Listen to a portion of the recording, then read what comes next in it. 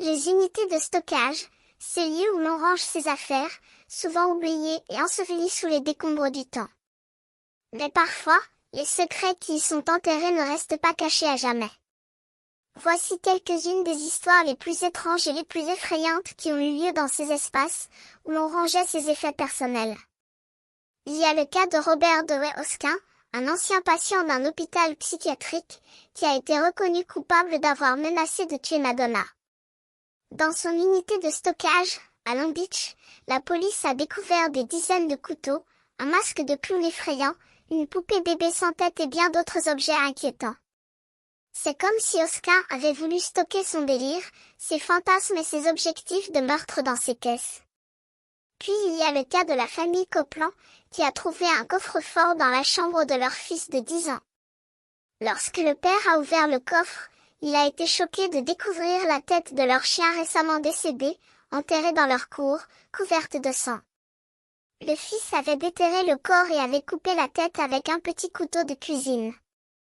Mais il y a également le cas du docteur Michael Berkland, un ancien médecin légiste, qui a stocké des parties du corps de plus de 100 personnes dans son unité de stockage à Pensacola. Le docteur Berkland avait une collection de cerveaux, de cœurs, de poumons et d'échantillons de tissus, stockés dans des conteneurs Tupperware, des sacs poubelles et des gobelets à échantillons.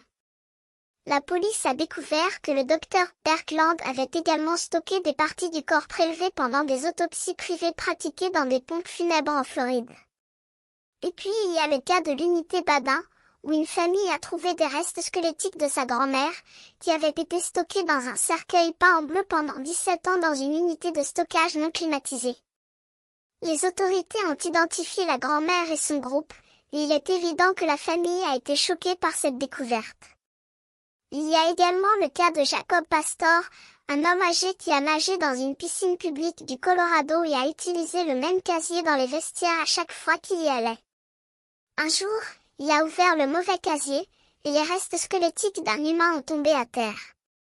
Il est évident que quelqu'un avait été coincé de force là-dedans, ou peut-être qu'ils étaient simplement restés coincés là-dedans eux-mêmes. Il y a également le cas du voleur repenti qui a ouvert des coffres-forts pour les gens et a découvert une grenade active et des cartes SD remplies de pornographie juvénile. Il y a également le cas du casier d'école qui a été fouillé après le meurtre d'une fille locale, et qui contenait des écrits violents et des dessins horribles. Il y a également le cas de Monsieur Shannon Misnan, qui a acheté un fumoir pour barbecue dans une unité de stockage aux enchères et qui contenait une jambe humaine enveloppée dans du papier d'aluminium. Mais l'ancien propriétaire de l'unité de stockage, Monsieur John Wood, a expliqué que la jambe était la sienne, qu'il avait choisi de garder pour pouvoir être enterré avec. Et enfin, il y a le cas de la femme qui a découvert un coffre-fort mural caché derrière le plâtre dans une maison abandonnée et qui contenait une poignée de dents humaines. Il y a également le cas du bûcheron qui a découvert un étrange vide sanitaire caché dans sa maison et qui contenait un coffre-fort noir qui se profilait dans le coin. Lorsque le coffre a été ouvert, il contenait de nombreux VHC qui ne semblaient pas contenir d'innocents films amateurs.